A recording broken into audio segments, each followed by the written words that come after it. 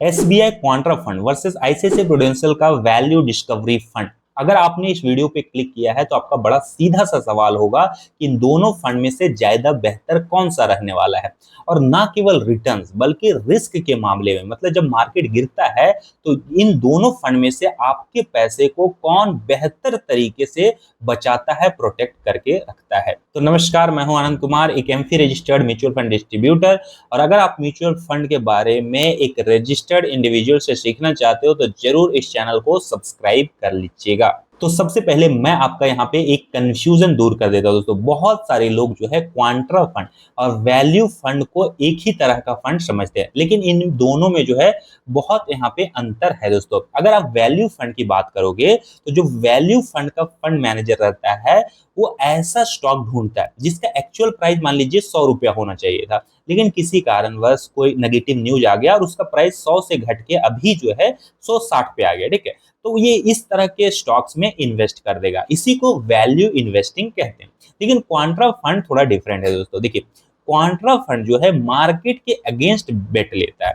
मतलब कि जो स्टॉक, जो सेक्टर को पूरा मार्केट अवॉइड कर रहा होता है, जिसको बेच रहा होता है, उसी में जाकर क्वांट्रा फंड का फंड मैनेजर यहाँ पे इन्वेस्ट कर देता है दोस्तों। ठीक है, तो एक तरह से भेड़ चाल से अलग चलने की स्ट्रैटेजी को ही क्वांट्रा इन्वेस्टिंग कहते हैं। तो अब चलिए नंबर्स देखते हैं दोस्तों। अगर बात करें एसबीआई क्वांट्रा फंड की तो यहाँ पे जो इसका पूरा एयूएम है वो लगभग 47,000 करोड़ का है। ठीक है, वहीं आईसीआईसीआई प्रूडेंशियल का वैल्यू डिस्कवरी फंड का 58,000 करोड़ से भी ज्यादा का यहाँ पे एयूएम आपको देखने को मिलेगा। ठीक है, तो यहाँ पे अगर आप नंबर्स में देखोगे तो डेफिनेटली आईसीआईसीआई प्रूडेंशियल यहाँ पे आगे है एसबीआई क्वांट्रा से। भरोसा जो है यहाँ पे इन्वेस्टर्स ने इस पे ज्यादा दिखाया दोस्तों। अब सवाल है पैसा मैनेज कौन कर रहा है दोस्तों। तो अगर बात करें एसबीआई क्वांट्रा फंड की तो इसके फंड मैनेजर हैं मिस्टर दिनेश बालाचंद्रन, जिनको 24 साल से ज्यादा का मार्केट एक्सपीरियंस है दोस्तों।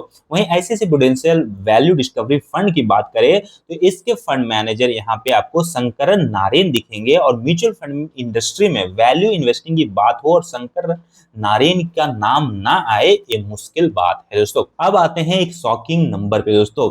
अगर आप एसबीआई क्वांट्रा फंड का टर्न ओवर रेशियो देखोगे तो आपको दिखेगा 200% से ज्यादा का इसका टर्न ओवर रेशियो है। मतलब कि जो भी स्टॉक्स फंड मैनेजर एक साल में खरीदते हैं उसको लगभग दो बार एक ही साल के अंदर बदल देते हैं, मतलब बेच के निकल जाते हैं। ठीक है, पूरा स्टॉक्स को। तो यहाँ पे इससे समझ में आ रहा है दोस्तों कि जो यहाँ पे फंड मैनेजर है वो शॉर्ट टर्म इन्वेस्टिंग कर रहे हैं, छोटे छोटे बेट्स लेके, मतलब उसको शॉर्ट टर्म में प्रॉफिट बुकिंग करके यहाँ पे सेलिंग हो रही है दोस्तों। लॉन्ग टर्म बेट यहाँ पे नहीं लिया जा रहा है। वहीं आईसीआईसीआई प्रूडेंशियल का वैल्यू डिस्कवरी फंड अगर आप देखोगे तो उसका टर्न ओवर रेशियो लगभग 45% के अराउंड है, जो कि बताता है कि जो भी यहाँ पे स्टॉक्स खरीदा जा रहा है उसको थोड़ा लंबे समय के लिए होल्ड किया जा रहा है और लॉन्ग टर्म बेट लिया जा रहा है दोस्तों। अब देखते हैं दोस्तों कि जो पैसा आप इसमें इन्वेस्ट करते हो वो जाता कहाँ है। तो अगर आप देखोगे तो दोनों ही फंड में एचडीएफसी बैंक और रिलायंस जैसी कंपनीज कॉमन मिल जाती है, लेकिन सेक्टर एलोकेशन में बड़ा डिफरेंस है। आईसीआईसीआई वैल्यू डिस्कवरी ने आईटी सेक्टर में डबल डिजिट एक्सपोजर रखा हुआ है, जबकि एसबीआई क्वांट्रा कंपैरेटिवली लोअर एलोकेशन रखता है। यानी आईसीआईसीआई जो है सो फ्यूचर रिकवरी पे बेट कर रहा है और एसबीआई जो है सो ज्यादा डाइवर्सिफाइड टैक्टिकल अप्रोच यहाँ पे ले रहा है। तो अब आता है वो सेक्शन जिसका सब इंतजार कर रहे होंगे दोस्तों, रिटर्न्स। तो अगर आप एसबीआई क्वांट्रा फंड का रिटर्न्स देखोगे तो पिछले 3, 5, 7 और 10 सालों में इसने लगातार अपने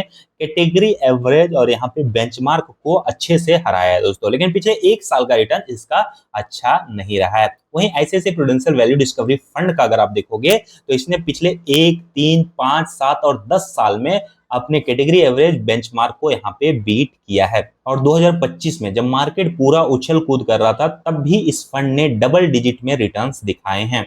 अब एक स्मार्ट इन्वेस्टर ना केवल रिटर्न्स बल्कि रिस्क को भी अच्छे से समझता है। अगर आप क्वांट्रा फंड का यहाँ पे एसबीआई का जो है उसका आप यहाँ पे रिस्क देखोगे दोस्तों, स्टैंडर्ड डेविएशन और बीटा देखोगे तो दोनों हाई आपको देखने को मिलेगा ICICI prudential value discovery fund से। मतलब रिस्क के मामले में डेफिनेटली ये ज्यादा रिस्की यहाँ पे देखने को मिल रहा है। लेकिन आप अगर इसका शार्पी रेशियो और सॉर्टिनो रेशियो भी देखोगे, मतलब कि ये आपको ये दिखाता है कि एक यूनिट रिस्क के बदले फंड मैनेजर ने कितना रिटर्न्स बना कर दिया, इसमें भी ये आईसीआईसीआई प्रूडेंशियल से पीछे रह जाता है दोस्तों। लेकिन अगर आप इन दोनों फंड का अपसाइड और डाउनसाइड कैप्चर रेशियो देखोगे दोस्तों, तो अपसाइड कैप्चर रेशियो जो कि ये दिखाता है कि जब मार्केट चढ़ रहा होता है, ठीक है, तो एक फंड कितना ज्यादा चढ़ा, ये जितना अच्छा हो उतना बेटर है दोस्तों। तो यहाँ पे इस मामले में अपसाइड कैप्चर रेशियो के मामले में एसबीआई का जो क्वांट्रा फंड है वो बहुत अच्छा है आपका आईसीआईसीआई प्रूडेंशियल का यहाँ पे वैल्यू डिस्कवरी फंड से। वहीं डाउन साइड कैप्चर रेशियो जो कि ये बताता है कि जब मार्केट गिर रहा था तो कौन फंड कम गिरा, समझे। तो यहाँ पे इस मामले में आईसीआईसीआई प्रूडेंशियल डिस्कवरी फंड जो है वो बेटर है क्वांट्रा फंड से दोस्तों। तो अब आते हैं दोस्तों फाइनल वर्डिक्ट पे। तो अगर आप रिलेटिवली थोड़ा कम रिस्क लेना चाह रहे हो क्वांट्रा फंड से, तो आपको यहाँ पे जो है आईसीआईसीआई प्रूडेंशियल का डिस्कवरी फंड जो है वो ज्यादा सुटेबल हो सकता है आपके लिए, ज्यादा सूट करता है आपके पोर्टफोलियो को।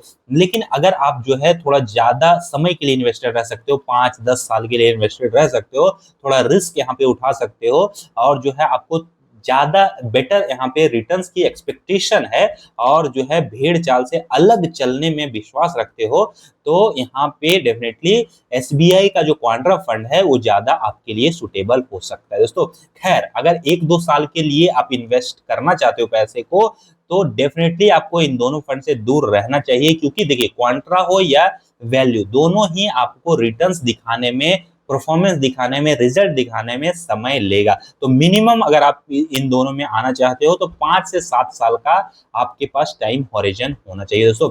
खैर, अगर आप जो है अपने रिस्क और यहाँ पे गोल के हिसाब से इन्वेस्टमेंट करना चाहते हो मेरी गाइडेंस से, तो आप डेफिनेटली जो है डिस्क्रिप्शन बॉक्स में जाकर डिटेल्स चेक कर सकते हो। मैं एक AMFI registered mutual fund distributor हूं दोस्तों, और आपको जो है आपके रिस्क प्रोफाइल और आपके गोल के हिसाब से इन्वेस्ट करने में मदद करूंगा, और टाइमली बेसिस पे, रेगुलर बेसिस पे आपके पोर्टफोलियो को रिव्यू भी करता रहूंगा, और जरूरत पड़ने पे उसे रीबैलेंस भी करूंगा। वीडियो अगर अच्छा लगा है तो जरूर वीडियो को लाइक कर लीजिएगा, कमेंट बॉक्स में बताइए कि अगला वीडियो कौन सा आपको चाहिए। म्यूचुअल फंड निवेश बाजार जोखिमों के अधीन है। निवेश करने से पहले योजना से जुड़ी सभी दस्तावेजों को ध्यान से पढ़ें। ये वीडियो केवल एजुकेशनल पर्पस के उद्देश्य से बनाया गया है। मैं म्यूचुअल फंड को अनबायस्ड बेसिस पे रिव्यू और कंपैरिजन करता हूं। मेरा मकसद किसी को प्रमोट या डिफेम करना नहीं है।